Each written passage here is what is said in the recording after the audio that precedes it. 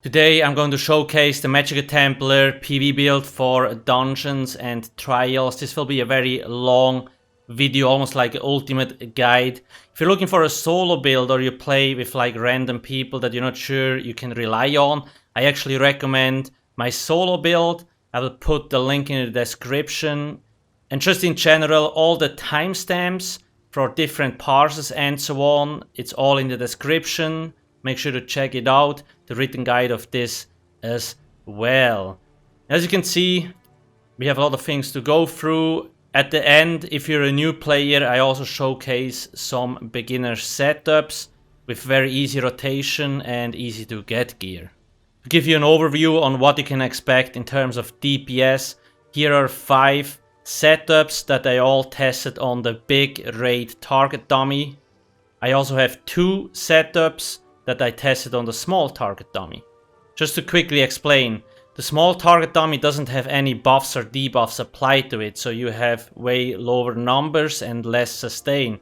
Whereas the big raid dummy has all or almost all raid buffs, such as like penetration debuffs, sustain buffs, and all that stuff is applied on the big target dummy, so you will have way higher damage. So first off, the setup 1, which pretty much counts as like the standard DPS setup on a target dummy. 5 perfect Siroria, 5 Mod of Sorrow, 2 Morphed Infernal. You could also use Sun here, and the Maelstrom weapon on the back bar, Maelstrom destruction stuff. Bloodthirsty, I used the Sense of Spell Power and I got like 92k DPS with this setup. That is very good. Everything over 80k is more than enough, to be honest.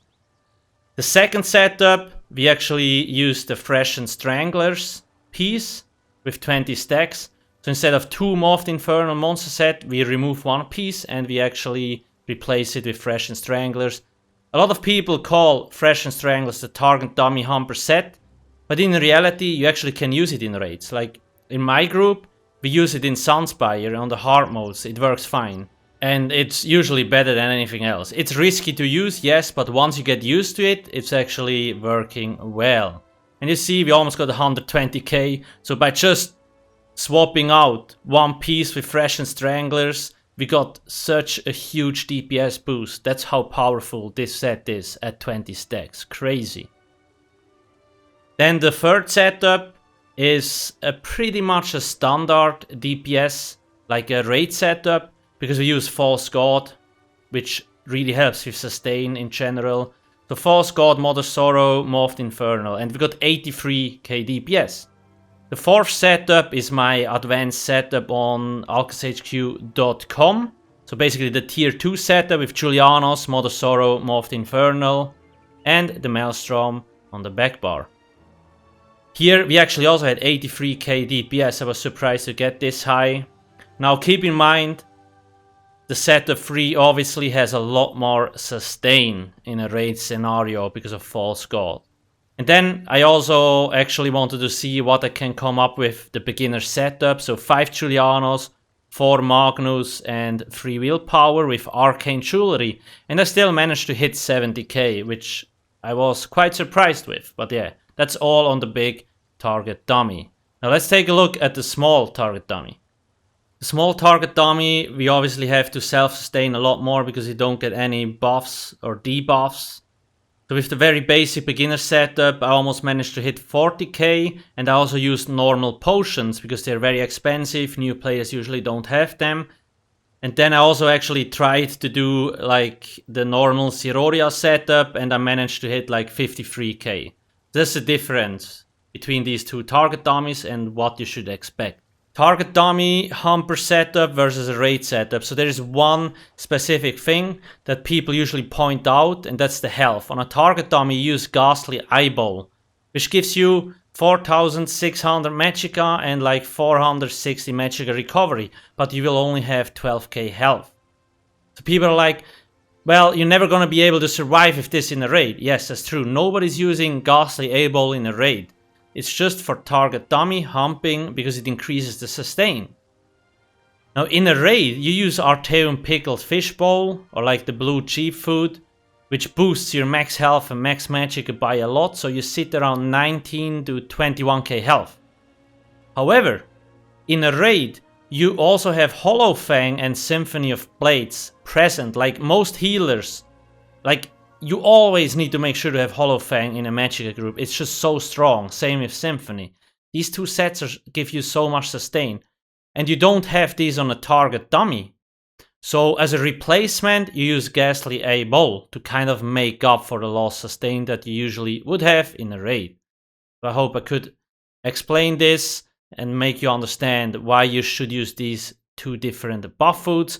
Ghastly A Bowl for the target dummy humping and Arteum Pickle Fish Bowl for raids or dungeons. My next point, potions. These are very powerful and most new players don't use them properly. Before I even talk about the effects, go to the skills tab, craft, alchemy, medicinal use. If you want to be a good player, you need to have this active. When using potions, resulting effects last 30% longer. This takes like 15 to 20 minutes to level up. I have a guide on the website as well in the crafting section, alchemy guide. Now, why is this so important? Potions usually last 34 seconds. But with that passive, they actually last 47.6 seconds and the cooldown is 45 seconds. And you see, you get Major Sorcery, 20% spell damage boost. Just like this. Major Prophecy, 10% spell crit, so this 2191 is like 10% spell crit. It's a weird number, I don't know why they do it, but yeah, 10%. You get 7582 Magicka and Major Intellect as well, 20% Magicka recovery. And all that by pressing one button every 45 seconds, and it's 100% uptime. Like, potions are so powerful if you don't use them. Same with buff food. If you don't use them, you're playing the game wrong. If you want to know how to craft these, it's in the written guide on the website, the ingredients and so on. These potions are very expensive. So what alternative do you have? Like, if you only have the normal cheap Magicka potions which don't give you Major Sorcery or Prophecy, you can go into the guild tab, Mage's Guild. We have Inner Light that we can slot. We already have that on the front bar, but we don't have it on the back bar. Because this one, when you slot it, you get 5% max Magicka for free and another 2% from the passive, and then it also gives you the Major Prophecy buff. So that's another way you can get that strong boost. Same with Degeneration is a damage over time effect, and it gives you Major Sorcery. So you have these two options if you just want to use cheap potions. But just keep in mind, all endgame players, they pretty much drink these on cooldown. So you gotta figure out how to be able, like, to get these properly, or like constantly. Farm flowers, buy, sell, whatever. You gotta figure out a way. The build. Before I talk about the setup, keep in mind, ZeniMax Online Studios, so the developers of the game, they often change things in combat. So always make sure to check out alcasthq.com. The website is more up to date because I can make small modifications within a few clicks. I have the builds on the website up to date the moment a new patch drops. So always check it out. Now let's take a look at the build. I use the Shadow Mundo Stone. It gives you the most damage in an optimized group. Always pick that one. Now this here is a False God, so you can see we have really nice health and max Magicka. The Magicka recovery is a little bit low, but the set helps us with sustain, and in a group we have Hollow Fang and Symphony, so no problem. You notice I'm a vampire. With this setup, we use Blood for Blood. It's by far the best spammable in this game. I highly recommend using it in a good group. Why do I say that? You need to be able to rely on your healer, because this one actually costs health. That's why our sustain is also very good, and we don't even need to use channeled acceleration pretty much, and we will be able to sustain. It costs health, so it drains your health. If you have a good healer, no problem, you will be at 100% health, But if you can't really rely on your healer, you might die. Because you spam that and you lose health. So you might want to consider puncturing sweeps, which deals damage and heals you. Or, for example, elemental weapon, which is another spammable, or the good old force pulse. These are all things you need to consider. We are only stage 1 vampire, otherwise the ability cost gets too big. Also remember that. Now, what race should you pick? High Elf is the best Magicka Templar race. However, all Magicka based races work. So Breton, Dark Elf, Khajiit, Argonian, they're all fine. Now, I pick High Elf because 258 spell damage, 2000 max Magicka, like that's a huge boost just from passives. And then we also get a little bit better sustain. And when we use Jesus Beam in Execute or like puncturing sweeps, we also get damage mitigation for free. Like when you are using an ability with a channeled or cast time, you take 5% less damage. My second choice would be a Breton because sustain. Bretons are like, if you want max damage, you usually pick High Elf, and if you want better sustain and good damage, you pick Breton. The gear setup. So I have a lot of these, as you can see here, like that I tested. False God. I want to explain why these sets are so good. False God is pretty much like the number one Magicka set. Whether you run a dungeon or a trial, it just is so powerful. You get spell crit, you get minor slayer, you get another spell crit, the spell damage.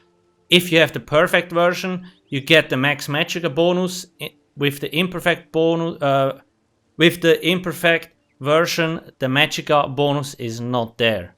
However, the 5-piece is again the same. 8% cost reduction and 2150 Magicka. That's just crazy. Really good. Full bar this set because our expensive abilities are on the back bar, right? So I have seen some people front bar this, but then it's like, okay, your most expensive abilities are on the back bar and you're only front barring it. Makes no sense. That's why we are front barring Mother Sorrows, which just boosts our spell crit. Yes, you lose the spell crit on the back bar. That's not that big of a deal because we only apply our damage over time effects on the back bar, and our spammable that we use is on the front bar, and that's where the crit matters the most.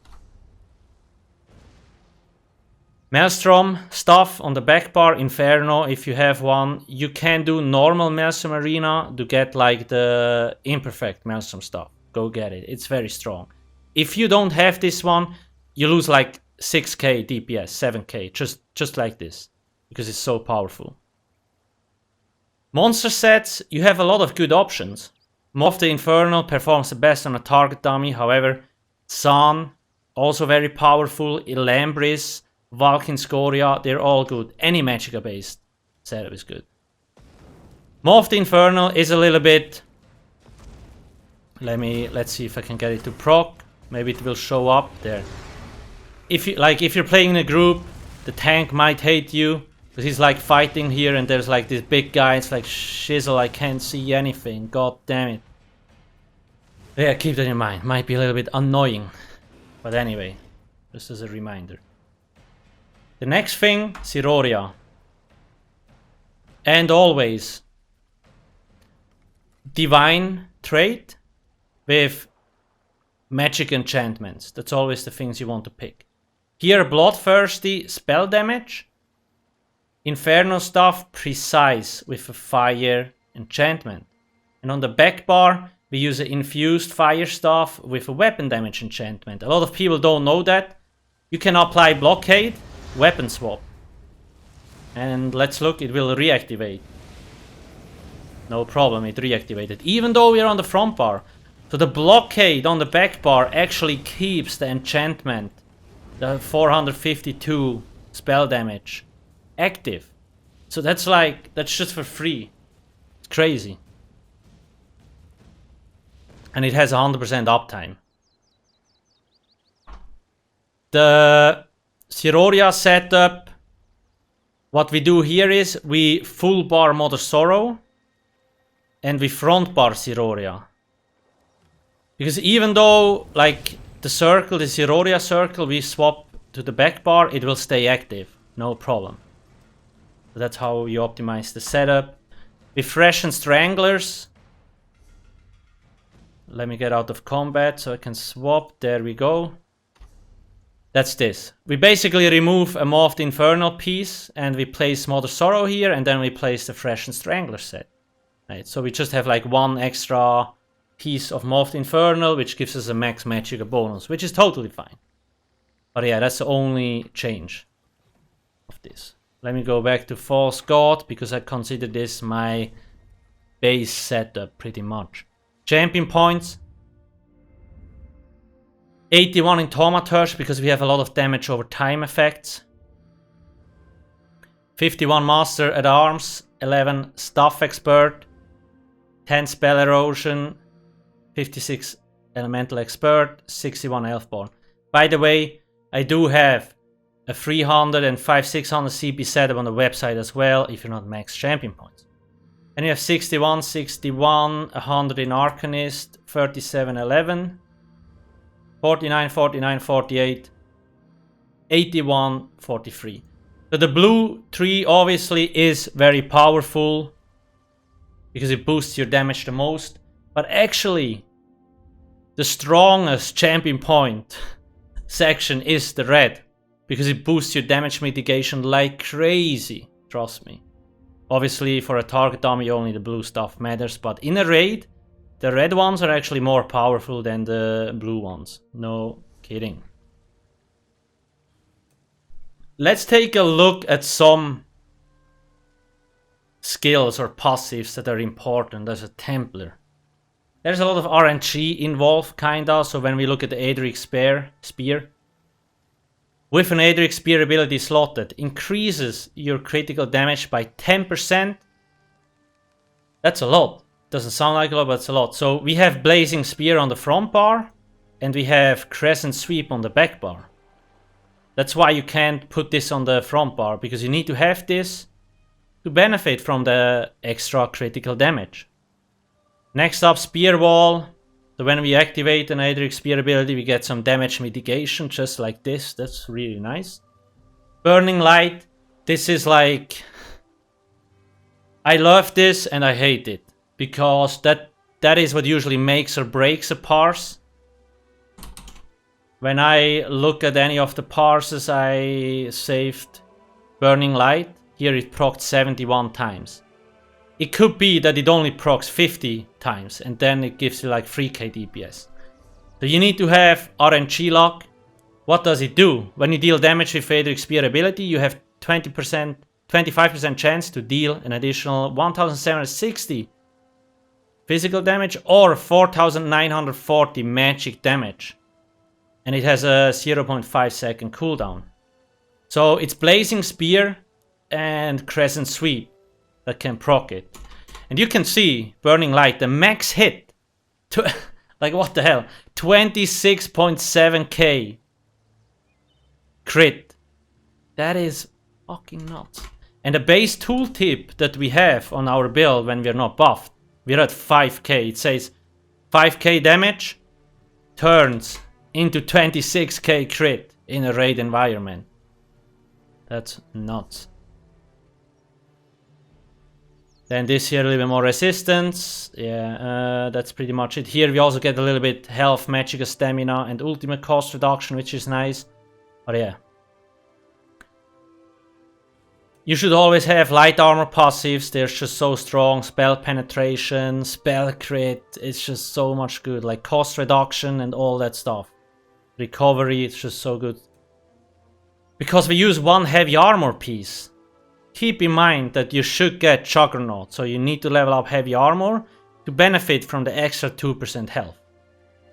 Same with Undaunted. Undaunted metal gives you 6% max health. So it might look like, well, whatever, it's only 2%. Well, whatever, it's only 6%, but it's already 8% in total that you miss out. And that's a lot if you don't have these two things. This one is a pain to level up, but I mean, if you're a new player, you will have fun running through new dungeons. Like, you level this up by completing dungeons, arenas, or trials. That's this. The Mages Guild, you probably want to level this up as well, because we have Shooting Star, Inner Light. And just by slotting these two things, Magicka Controller increases your max Magicka and Magicka recovery by 2%. So we have 4% more max Magicka on the front bar. These are all small passives that a lot of people forget. And if you forget a lot of these, you actually lose a lot of power, believe it or not. These are like the important passives I want to talk about. Skills. So there's a very specific setup. You really want to have it like this to maximize your damage. First off, you have Blazing Spear. Really powerful AoE damage. When we look at the DPS parse, it is down here. Let's see how much. Yeah, so these two together, that's like 4,400. Doesn't sound like a lot, but keep in mind it also procs Burning Light. So, I mean, 4,400 is decent, and with the Burning Light on top of that, that's very, very nice. Purifying Light is single target. We try to keep this up as much as possible, and you can see 6k DPS from this alone, and the max hit is 82k. Like, holy moly. Blood for Blood, our main spammable that we use when all dots are running. Almost 10k DPS. This thing is just so powerful. The max hit, the crit we had was 55k. Next up, Jesus Beam. So we only use this in Execute. And almost 12k DPS from this alone. And the max hit was 123k. Very nice. Inner Light is just passively slotted for the extra max Magicka, that's it. Like I mentioned before. Shooting Star, we usually use this at the start of the fight and then not anymore. You could use the Elemental Rage as well from Destruction stuff for more AoE damage. The real ulti that we usually use is Crescent Sweep. Like I mentioned, it also procs Burning Light. And it deals pretty decent damage as well. When we are looking, that's this and here. So that's like 4,600 damage from the ultimate alone. Very nice. And again, it also procs Burning Light. Vampire's Bane. This is another damage over time effect. Let's see, that's these two. 2,400. We don't always have this up, so it's a little bit lower, and that's what I like to call my flex spot. So I can actually replace this, for example, with when I need more sustain, I get Channeled Focus. It will give me a lot of extra sustain and more resistance boost. So yeah, can use pretty much anything what you want here. Let's place this back. Barber Trap. This is mostly to buff our damage, costs stamina, which is actually good, so we have better sustain. Because instead of a magic ability, we can actually like use a stamina ability. The reason why we use this is because it gives minor force, increasing our critical damage by 10%. Alternatively, you can use Channeled Acceleration. Like for example, in dungeons, I actually prefer Channeled Acceleration. Because it gives me a speed buff for 12 seconds, and the minor force lasts for 36 seconds. So I don't need to constantly reapply it. But that's more like a comfortable thing. Barber Trap is really good on stationary fights, like this here, or in Sunspire where the bosses don't move. But it's not that good when the boss moves around a lot. Then you probably want to use Channeled Acceleration. Next up, Solar Barrage. Let's take a look at what this does.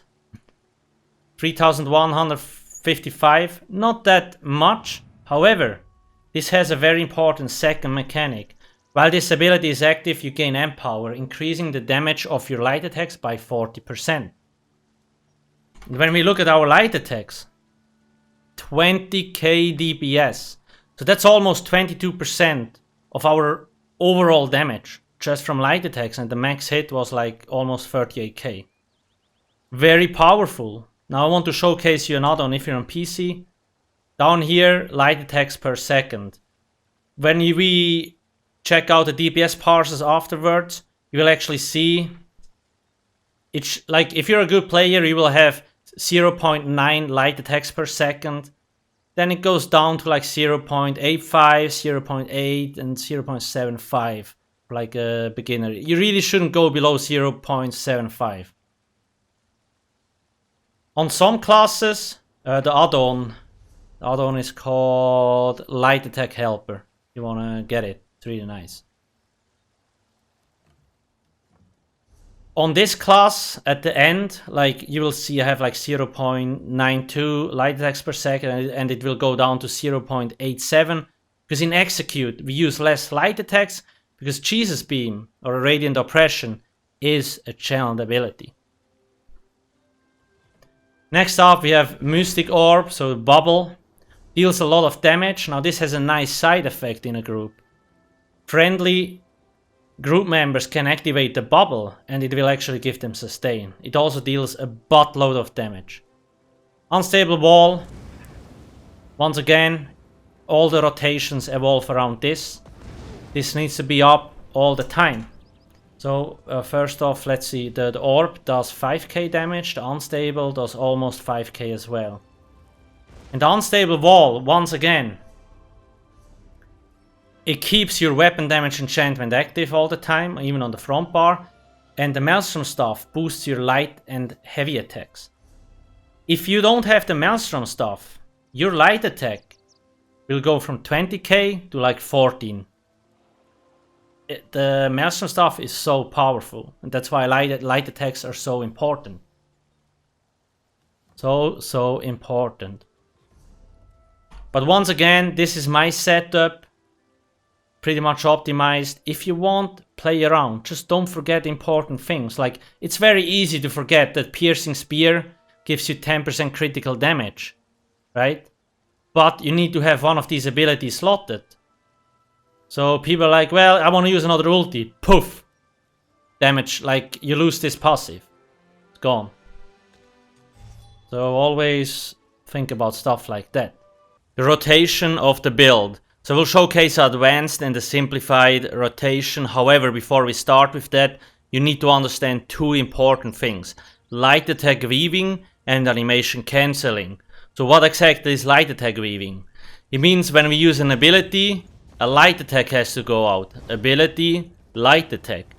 And if you remember, the light attacks in my parsers are like 20% of all my DPS. So by simply light attacking, you can get such a huge damage boost. Now first off, do it slowly, light attack, ability, light attack, ability, and then you can keep speeding it up. Because as you can see, now I do it fairly fast, and the fireball is still going out. So you need to find the perfect timing for that. So that's also partially animation cancelling. Now on the Templar, there's two important things. The spear has a very long animation. So that's why I usually have it as my last ability before I weapon swap. Because when we look at the animation, long throw, and when I use this and I weapon swap, you barely see the animation. So that's weapon swap animation cancelling. Use the ability, weapon swap. Now for that to work well, you gotta go to gameplay, quick cast ground abilities on. If this is off, you have to press the button twice for the ability to go off. That's a waste of time. Gotta put it on, so you press it once and it immediately throws it. And that way you can weapon swap. Full animation, weapon swap animation cancelling. Same thing when we use the ultimate on the back bar, we activate it and immediately weapon swap. Or the solar barrage. Full animation, weapon swap. Very, very important. Now once again, if you're not animation cancelling, it's not the end of the world. You don't lose a lot of damage, but it's still important if you really want to max out damage. Now let's take a look at the advanced rotation first. So this looks like it's very complicated, but trust me, once you understand the idea behind it, it's not. Yes, it will take you time to practice. If it's too much for you, skip forward to the beginner section where I showcase the simplified rotation.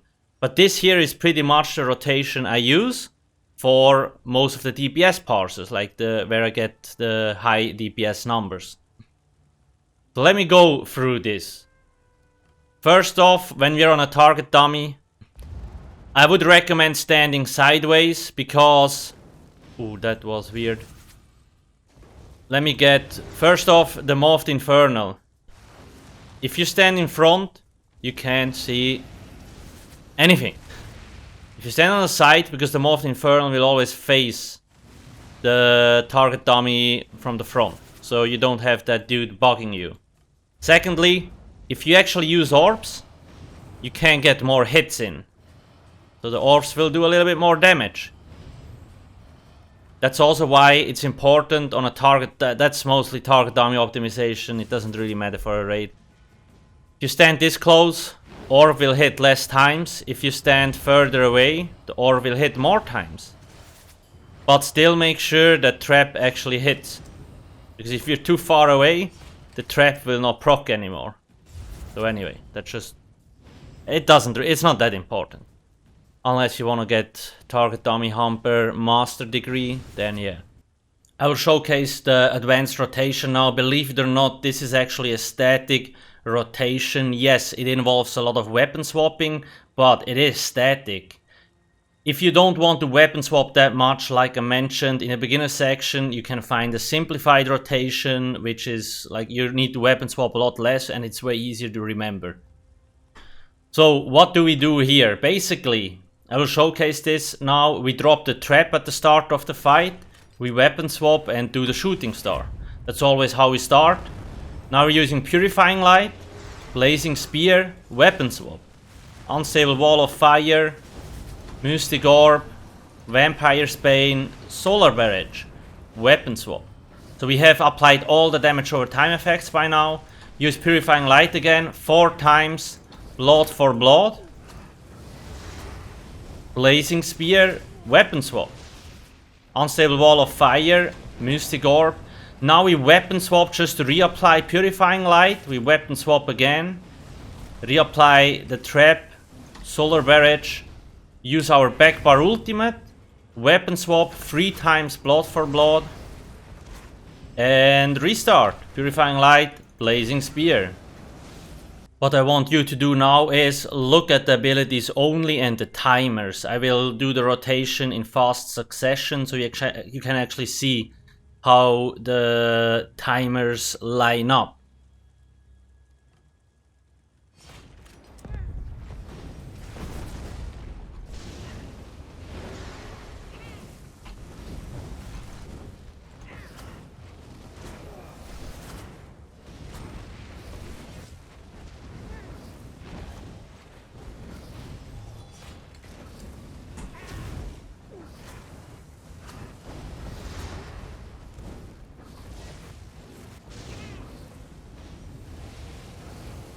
So you see, pretty much every time a dot runs out, we are ready to reapply it again with this rotation. So you have a very high uptime on most of the damage over time effects, which is usually what you always want to aim for.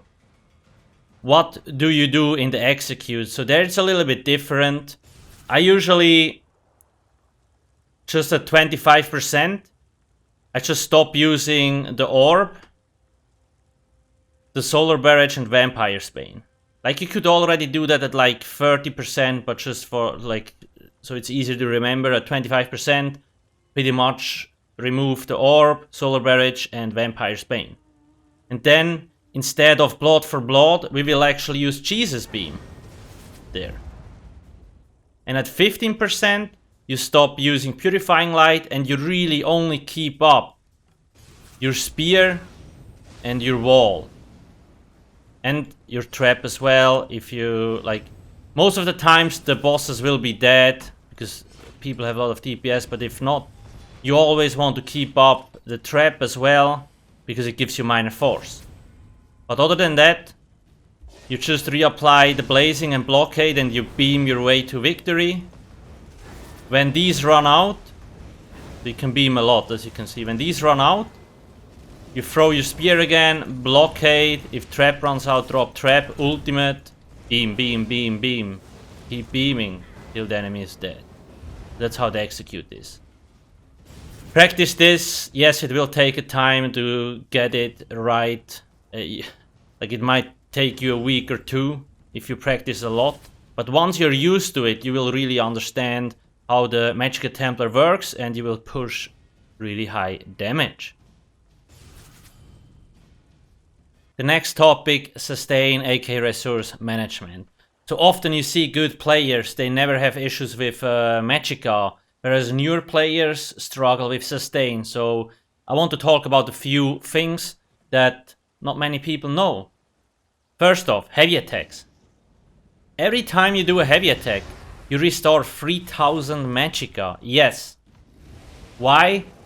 Honestly, nobody knows, but the developers decided when you do a heavy attack, you regain resources, and that's 3000. But once again, that might change any patch, who knows. If the enemy is off-balanced and you do a heavy attack on him, you actually regain twice the amount, so 6000 Magicka from one heavy attack, when the enemy is off-balanced. So that's the first thing. I already mentioned Hollow Fang before. If you're playing in a group and you have a healer, usually they wear Hollow Fang when you're in a Magicka group, because that set is so incredibly strong. It really makes sustain so easy. Same with Symphony of Blades. This one here. Keep in mind I'm on a test server, so that's why I have these boxes. Also, usually healer or a tank wears this to boost the sustain of the group. These two things will already improve your experience a lot. If you have a healer body and he doesn't wear like Hollow Fang, tell him to go get it. Well, help him to go get it. For you, what is important, False God can be very nice. Again, you don't need the perfect version. The imperfect version drops from normal Sunspire. Normal Sunspire is fairly easy. Yes, you require 12 people. So what do? You go to the guild finder here. You search a raiding group. Or like it doesn't need to be a raiding group. It can be a social group. These newcomer friendly guilds usually take new players into normal trials, because they're not hard to clear and you can actually farm gear this way. So yes, once you hit the 160 champion points, you can get imperfect False God straight away if you have the DLC. Very easy, not hard to get. That's the next thing. Then, because on this build we use Blood for Blood, it costs health. So we actually don't lose any Magicka when we use our spammable. That's why our sustain is so easy. But what do you do if you use puncturing sweeps, or maybe elemental weapon, or unstable wall, force pulls? On the back bar, we have Vampire's Bane. So you can go to the Restoring Light tree, use Channeled Focus. And this here is pretty much the signature Templar sustain tool. When we drop this, it costs 900 Magicka, but we get 240 Magicka every 1 second. That equals 480 Magicka recovery on this sheet. These numbers are per 2 seconds. Okay? So this boosts your recovery sheet pretty much by 480. Doesn't show, but that's a huge sustain boost. So if you have issues, keep this up. Like, use this ability. On top of that, it also boosts your resistances like crazy, because it gives you a resolve buff. Like, this thing is so strong. Very, very nice. I often use it instead of Vampire's Bane, just to get a little bit tankier, so I can, like, eat up more damage, and the sustain is just beautiful. The next thing I want to mention, if you play solo, you will notice, on my builds, I always use Elemental Drain. In a group, the healer applies Elemental Drain. First off, it reduces the resistance of the enemy, and also applies minor Magicka steal to the enemy for 23 seconds, causing you and your allies to restore 300 Magicka every 1 second. So if that thing is on the enemy, and it has to be, like if you have a healer that doesn't use elemental drain, you're like, yo, buddy, you gotta slot it, please. It's the healer's job. Most of the times they have it, so you shouldn't be worried, but like you can see it pretty easily. And it doesn't cost anything to actually activate this. But yeah, if you don't have it in the group, people refuse to use it, just slot it, be the hero. So these are pretty much the most important things you can do. Potions again.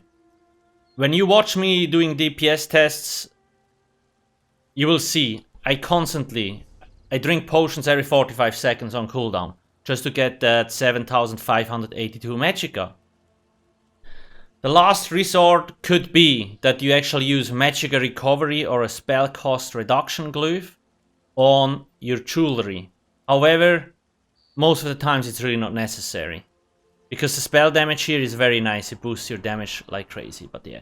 So you see, there is a lot of options. People usually just don't understand them. Let's take a look at the advanced DPS tests. The beginner section will come afterwards, where I will showcase the beginner setup and the simplified rotation with the small target dummies. Fast forward to that if you want. And please check out the timestamps in the description below, because there will be a lot of DPS tests with different gear setups. Yes, I do have the keyboard and mouse camera there, just to quickly explain my setup. I use abilities on 1, 2, 3, 4, 5 buttons. I move around on WASD, I jump on space, and I activate my synergy on the B button. I use my ultimate on R, and I dodge roll on T. That's pretty much my setup. And on the mouse, I have 2 side buttons. The one in the front, that's where I weapon swap. On the back one, I block. And then I light attack on left click, and I bash on right click. But yeah, pretty much the weapon swap button is important, because yeah, you weapon swap a lot. But yeah, that's my setup, you can watch it there, how I move, press around.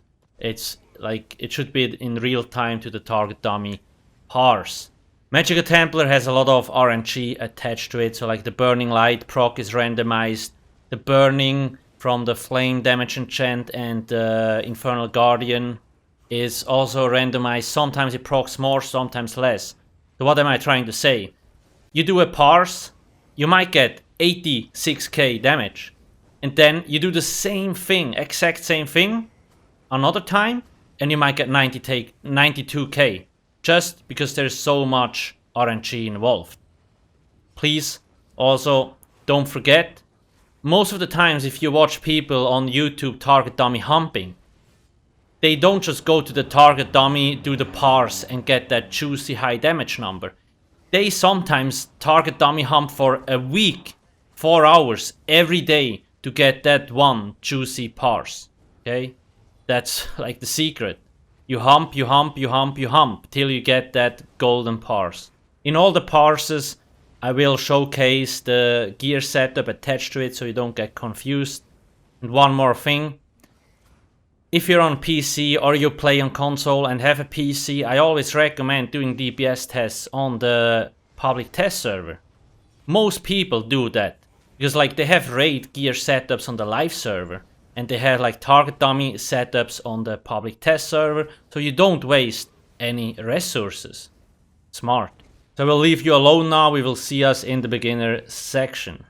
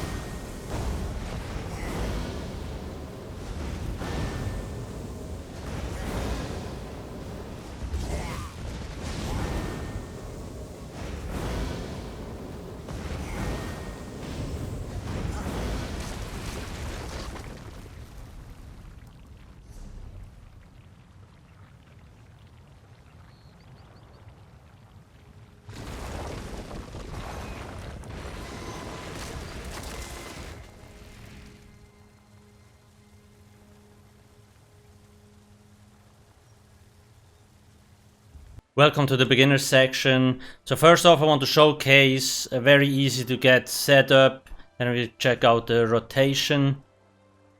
So this here, this here is a little bit advanced one, but this one here is very easy to get. If you're part of a newcomer guild, people will be able to craft this for you. 5 Julianos. Then you want head and shoulder Magnus and a Magnus weapon. These don't require a lot of this one, I think it's 3 trades. Julianos is 6 or 8, I'm not sure. But yeah, there is always a crafter in guilds that will manage to craft these for you. Of course not gold quality, but blue or purple shouldn't be an issue. And then we also have free willpower. You can buy these in the guild stores for a very cheap price. You could also be healthy, so you get a little bit more health. It's not that big of a deal. So either arcane or healthy. There's blue and purple quality ones. This setup overall, very easy to get. Now let's take a look at the abilities, or the rotation per se. It is very simplified. So as you can see, now I actually slotted elemental drain. Because if you want to do target tests on this small dummy, you need to get the sustain yourself, like I mentioned before. Once again, first always apply this trap. If you have, drop your ultimate, purifying light, spear, weapon swap. You drop your blockade, then degeneration, and you weapon swap. And now you spam 1, 2, 3, 4, 5, 6, 7 times. And now you reapply purifying light, and it's restart time. That's pretty much the whole rotation. One thing I want to note, elemental drain and barber trap have to be reapplied every second rotation. So one time you do the rotation without these, and the one time you do it with these. I can show this real quick. Let's just do the proper rotation where we reapply everything. Now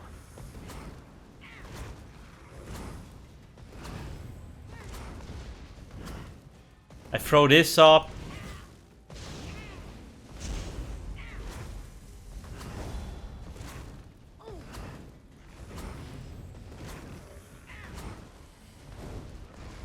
Restart. Now we reapply them again because previously we did not, and so on. That's the simplified rotation. Now if you're reapplying, if you want to go a small step further, if you're reapplying elemental drain and barber trap, you could only use blood for blood 5 times to really nail down the rotation. Because if you reapply these 2 dots and you spam this 7 times, then blazing spear and blockade will actually run out for 2 seconds, right? Because usually we apply wall of fire, degeneration, we use this 7 times and it really fits. But because we have 2 more casts every second rotation, we need to remove 2 blood for blood. But that's already a little bit, if you don't wanna, if you don't care about this, then just ignore it. Once again, in execute, same thing. You keep up spear, the blockade and traps, and you beam your way to victory. With this setup, you also don't need to use the expensive potions, because we have inner light on both bars, so we removed a lot of damage over time effects. We have it on both bars. And degeneration gives us major sorcery, so we also have that buff. That's why we don't need more expensive potions. If you're playing in a group, your healer actually has elemental drain. Remember, plays either channeled focus. Can we get out of combat? Good. Channeled focus here.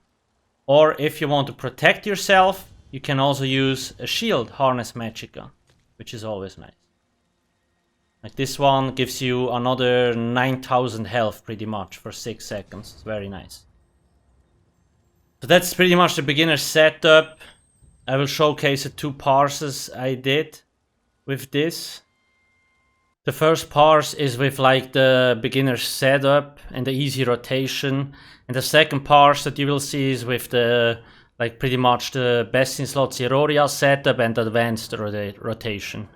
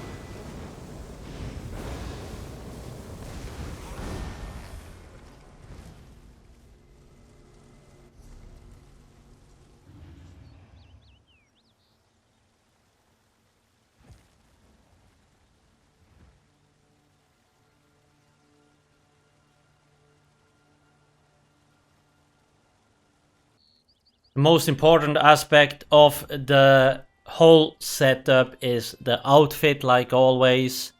And please remember, you can always join our community Discord and ask questions, or ask me when I'm live streaming on twitch.tv/alcasthq. Other than that, please don't forget to subscribe and like the video. So we have Abba's watch, hat here, honor guard, epaulettes, honor guard bracers, the breeches, honor guard robe, belt, and shoes. Then I have the ancestral high elf stuff, and I use marble white and legates black. These are the two combinations. The personality is called Telvanni Magister. So I hope I could help you with all these tests and make you understand like how to build a Magicka Templar or pretty much pure DPS. Once again, hit the juicy like button, don't forget to subscribe. Thanks for watching and see you soon. Cheers.